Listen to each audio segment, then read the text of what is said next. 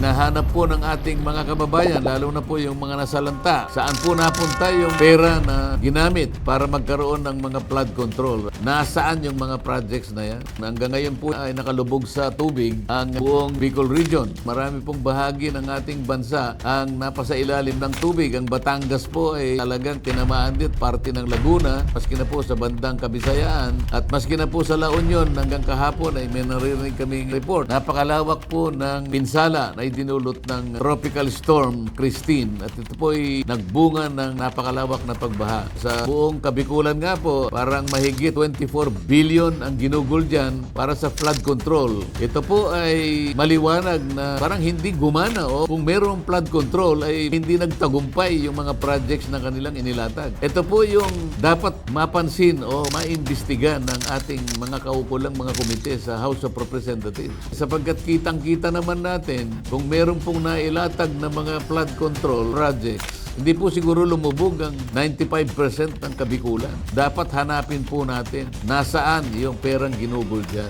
Meron po kayong katwiran na itanong, meron po kayong justification. Ipatawag po sana lahat ang may kinalaman sa flood control doon sa mga contractors na kinasangkapan po ng DPWH para matuntun po natin bakit nagkaganyan po at lalong lumala ang pagbaha sa maraming bahagi ng ating bansa.